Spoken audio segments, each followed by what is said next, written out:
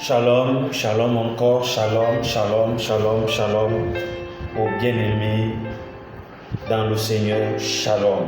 Que la grandeur de la puissance de l'Éternel puisse être élevée au milieu de nous. J'aime commencer avec un cantique, j'aime commencer avec une louange, j'aime commencer avec une adoration. Mais j'aimerais que nous puissions écouter un peu ce chant qui parle tellement, que Dieu nous connaît avec nos manquements.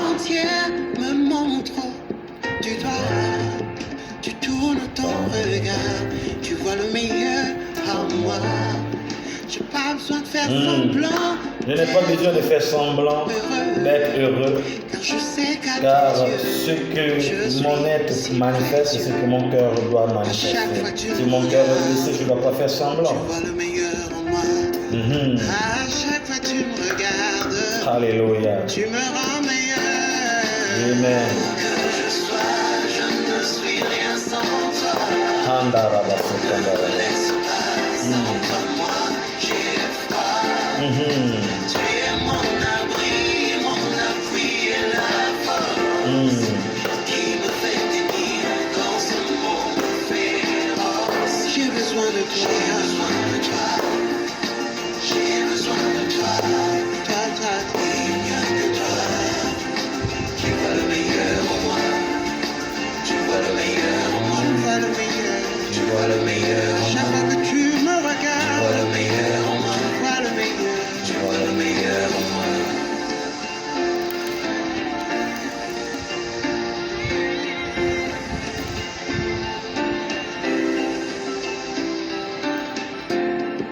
Nombreux sont ceux qui viennent me voir tomber.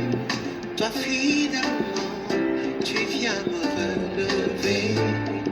Tu crois en moi Même quand je doute de moi, et quand je perds la foi, tu es toujours là. Avec toi je ne fais pas semblant d'être heureux, car je sais qu'à tes yeux, je suis si précieux. Que je sois, je ne suis rien sans toi. Je ne suis rien sans toi. Ne me laisse pas sans toi, moi j'ai froid. Ne me laisse pas. tu es mon abri et la force Qui me fait tenir dans ce monde féroce. J'ai besoin de toi. J'ai besoin de toi. J'ai besoin de toi. Regarde le monde me juge. Oh, oh. Tu vois le meilleur en moi. Tu vois le meilleur. Tu vois le meilleur en moi. Tu vois le meilleur en moi. Quand le monde me fuit. Tu vois le meilleur en moi. Quand le monde m'abandonne. Tu vois le meilleur en moi. Oh, oh, oh. Quoi que l'on dise, Quoi que l'on dise. quoi que l'on pense, le plus important est ce que tu dis de Le plus moi. important est ce que tu Quoi dis que de moi. l'on dise, quoi que l'on pense, le plus important est ce que tu dis de moi. Shalom, merci frères et sœurs, merci que la gloire, que la bonté de Jésus puisse être au-delà de toutes les choses. Je célèbre Dieu, je célèbre l'Éternel, je célèbre Jésus pour la grandeur de son amour. Il est vivant, il est le Dieu de gloire, il est le Dieu de puissance. Que Jésus soit encore glorifié, que Jésus soit encore élevé, que Jésus soit encore manifesté. Et c'est une grâce, Et ce matin, nous devons un peu parler de ce contexte, que tu vois le meilleur en moi, quel que soit ce que l'homme dit de moi, quel que soit ce que l'homme pense de moi. Le plus important, c'est ce que tu dis de moi. Seigneur, je sais qu'il y a eu des bonnes choses que tu dis de moi. Il y a des bonnes choses que tu dis de moi. C'est la raison pour laquelle que je me tiens là encore pour encourager mes frères et sœurs, pour encourager et motiver mes semblables qu'il y a des bonnes choses dans la vie de Jésus-Christ. quand tu donnes ta vie au Seigneur, tu vis les bonnes choses, tu vis la gloire de l'Éternel et que Jésus nous a pas abandonnés. Oui, nous sommes là, nous sommes là. Vous savez, dans une histoire de juge, l'histoire de Gédéon, la Bible dit dans Juge 6, à partir du premier verset, que le peuple de Dieu était dominé, était angoissé, était emprisonné en eux-mêmes par l'ennemi. La Bible dit la pression de l'ennemi avait amené ce peuple d'être emprisonné.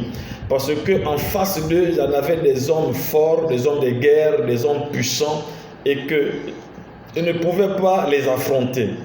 Mais en eux-mêmes, au peuple de Dieu, en regardant leur faiblesse, en regardant leur manquement, ils ont pu dire en eux, mais comment pourrons-nous en sortir?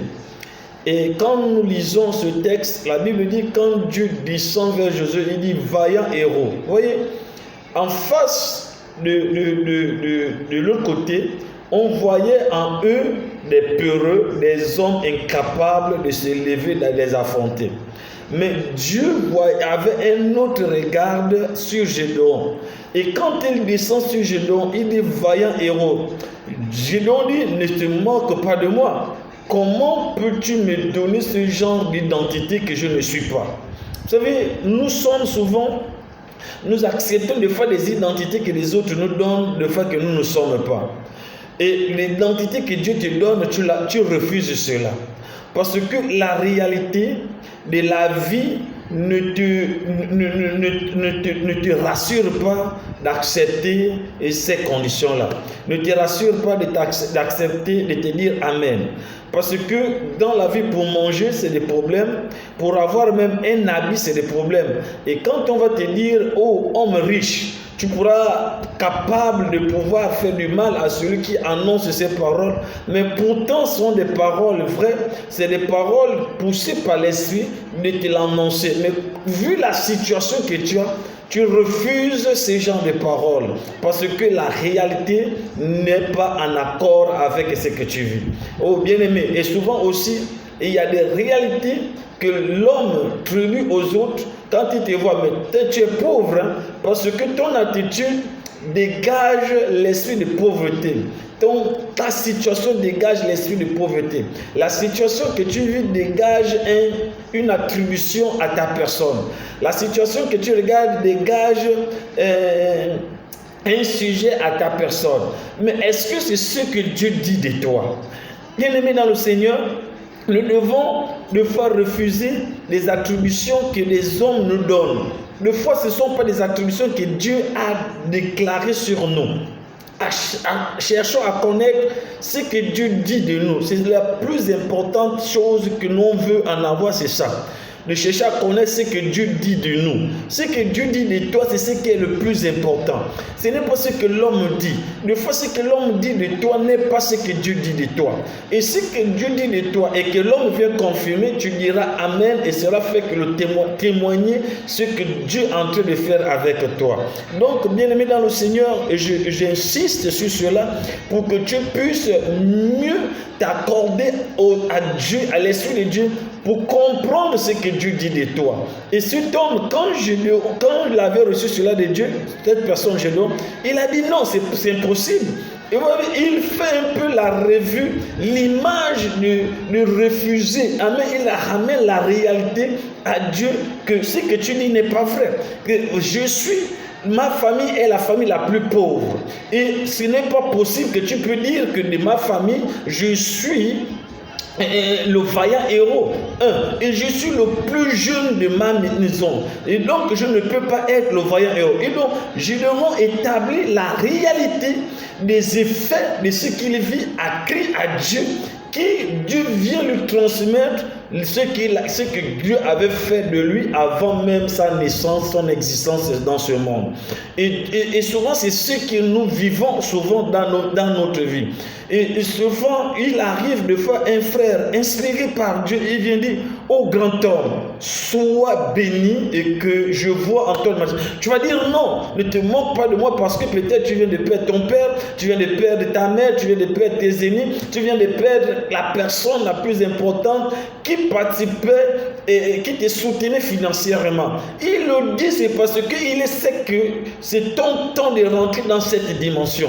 Aucune parole prophétique ne peut être annoncée si ce n'est pas le temps de rentrer dans l'accomplissement. Bien aimé, si ces hommes poussés par l'esprit, il vient te dire, grand homme, réponds-lui ainsi soit-il. Si cette personne vient dire, vaillant héros, et que tu sais que tu es dans une période de la réception de ces grandes choses de Dieu, dit ainsi soit-il. Mais des fois, refuse des attributions que les hommes te donnent.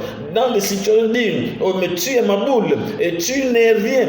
Non, aucun homme n'est né ma boule. Aucun homme n'est né pauvre. La pauvreté, c'est seulement l'image des attributions des hommes sur ta personne. Tu es né riche parce qu'au commencement, Dieu t'a béni. Parce que rien que en te donnant la possibilité de t'exister, c'est une bénédiction. Donc tu n'es pas pauvre. C'est une bénédiction. Rien que ton existence est une bénédiction, c'est une richesse. C'est une richesse parce que le jour de ta naissance, ta famille ont chanté. Ta mère, ton père, tes ancêtres, toute ta famille, des hommes et des femmes ont pu chanter parce que tu es venu au monde. Et ton existence est un sujet de joie, de paix, d'amour. Donc, certaines attributions des hommes, certaines attributions que les hommes puissent te donner, refusent cela dans le nom de Jésus et que la puissance de l'Éternel se manifeste. Et que quand quelqu'un inspiré de Dieu, il vient, il t'annonce ce qui est positif. Il dit, oh, femme mariée, dit ainsi soit-il. Homme fécond, dit ainsi soit-il dans la bonté de Dieu. Parce que tu es l'homme positif. Il dit à Gédéon, vaillant héros. Gédéon refuse par rapport à la réalité de ce qu'il vivait. Tu vis une réalité. Et que ce matin, et dans ce moment, je te dis, cela n'est pas ce que Dieu avait mis en toi. Ce n'est pas la vérité de Christ. La réalité que tu vis aujourd'hui n'est pas la vérité de Christ. La réalité que tu vis dans la médiocrité, dans la souffrance, dans le rejet, et dans les accusations, n'est pas la vérité de Christ. Laisse-moi te dire, la vérité de Christ, c'est que tu prospères comme prospère l'état de ton âme. Que tu prospères comme prospère l'état de ton âme. Que tu prospères comme prospère l'état de ton âme. Et c'est ça la vérité de la parole de Dieu. À ceux-là qui l'ont accepté, à ceux-là qui ont cru, à ceux-là qui ont décidé de le suivre, ils sont des hommes et des femmes prospères. Regardez encore un autre sujet. Oh, la Bible déclare dans Matthieu 9. Matthieu 9 à partir du verset 20. La Bible dit, et voici une femme atteinte de perte de sang. Elle était désespérée. La réalité de la situation était là. Si vous lisez le texte, la Bible dit dans Luc aussi, la Bible dit que cette femme était désespérée. Elle avait tout vendu. Elle avait tout dépensé. Pas tout vendu, mais elle avait tout dépensé pour la solution de sa santé. Mais elle ne trouvait gain de cause. Elle ne trouvait pas de solution. Les moyens qu'elle avait, elle s'est battue pour trouver la solution.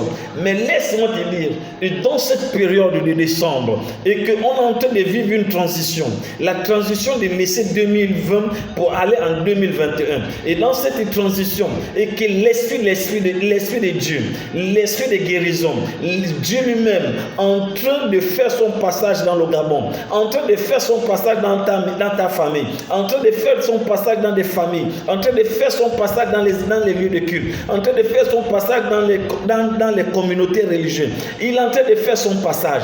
Dieu qui a la solution à tout problème, en train de faire son passage. J'ai envie de te dire, sois sur le chemin sur lequel Jésus va faire son passage. Et la Bible dit, cette femme se trouvait quelque part. Elle sut que Jésus passait. Elle dit, si Dieu peut m'accorder cette faveur, cette grâce, je n'ai même pas besoin parce que Ma situation ne me permet pas d'en avoir d'alliance avec Dieu. Vous savez, à cette époque, même aujourd'hui, dans certaines communautés, j'ai connu à mon village par mon défunt oncle, et dans cette histoire, quand tu es en règle, quand une femme est en règle, et dans une mauvaise position, ne peut pas le préparer à manger, ne peut pas passer la nuit avec lui, ne peut même pas rentrer dans son corps de garde. Et ces choses existent. Et quand tu es indisposé, la femme indisposée, à l'époque, elle est impure. Et quand tu es impur, tu ne peux pas présenter devant des gens purs. Et cette femme était impure. Pendant 12 ans, cette femme était impure. Pendant 12 ans, cette femme était impure. Elle ne pouvait pas rester avec les autres. Elle ne pouvait même pas rester avec les saints. Elle ne pouvait même pas aller à l'église. Elle ne pouvait même pas rentrer au temple. Pendant 12 ans, elle était absente de la présence de Dieu.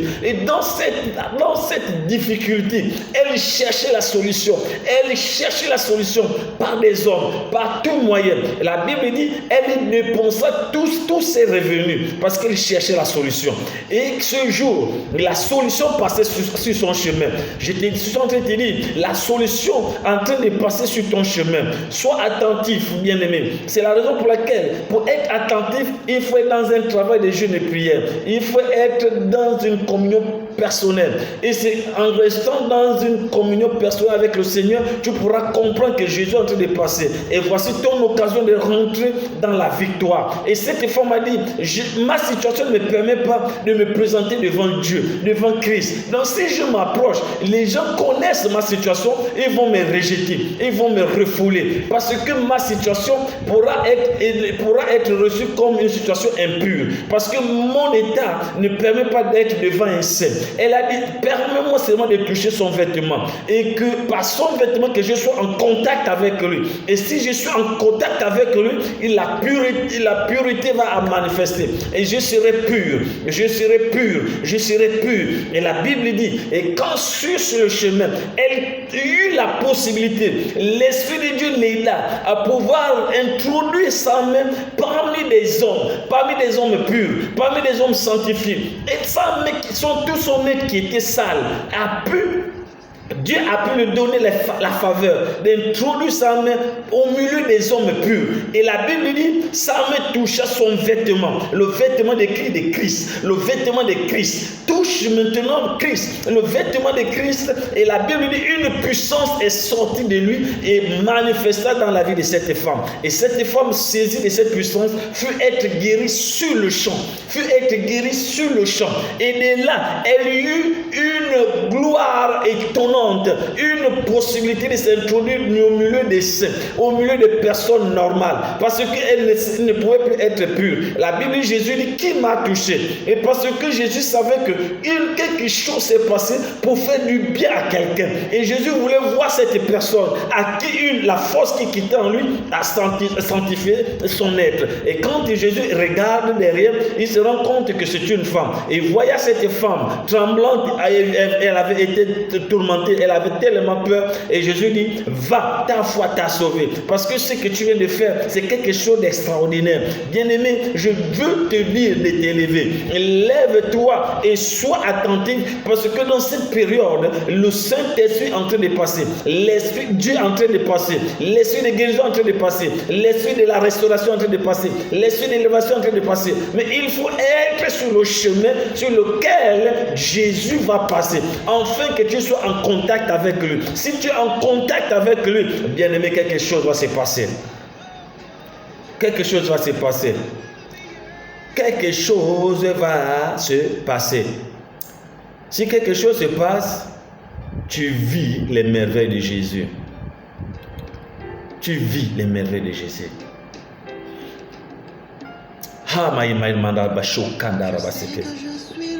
Écoute cela.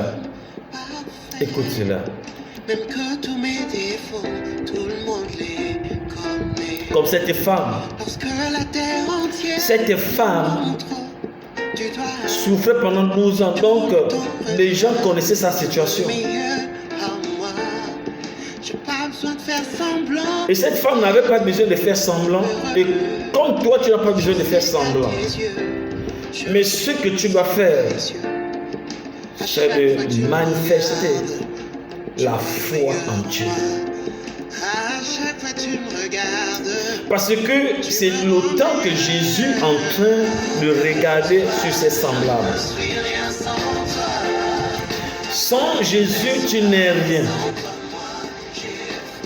Sans Jésus, tu n'es rien. Je te parle de Jésus. C'est Jésus qui m'a restauré. C'est Jésus qui m'a enlevé de la médiocrité.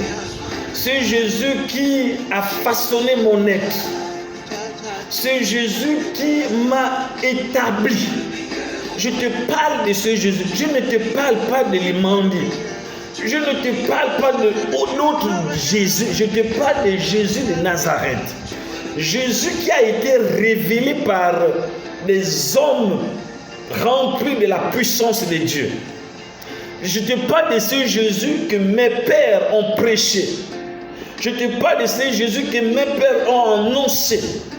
Je te parle de ce Jésus que le Gabon a accepté comme Seigneur et Sauveur. Je te parle de ce Jésus que Libreville, que toutes les 9 provinces ont accepté comme Seigneur et Sauveur. Le Gabon a accepté Jésus comme Seigneur et Sauveur. Et c'est ce Jésus que je te parle. C'est Jésus qui transforme des vies. C'est Jésus qui restaure. C'est Jésus qui te prend de ta peur et de t'amène dans la joie. Il y a Gédéon, vaillant héros. Oh, Gédéon avait reçu cela comme une injure. Gédéon avait reçu ce message comme une injure. Mais Gédéon n'avait pas compris que c'est cet homme qui a façonné. Et quand celui qui te façonne, il sait des paroles qu'il a mis en toi. Il sait des messages, il sait des potentiels qu'il a mis en toi. Et Dieu disait à Gédéon, voyez, parce que c'est Dieu qui avait créé Gédéon. Et quand il façonnait Gédéon, il avait mis un potentiel de vaillant héros dans la vie de Gédéon. Quand Dieu t'a créé, il a mis des potentiels en toi. Il a mis des potentiels en toi. Des potentiels que Jésus lui-même qui peut te le faire découvrir. C'est la raison pour laquelle je te demande d'être ami de Jésus, afin de découvrir les potentiels qu'il a mis en toi.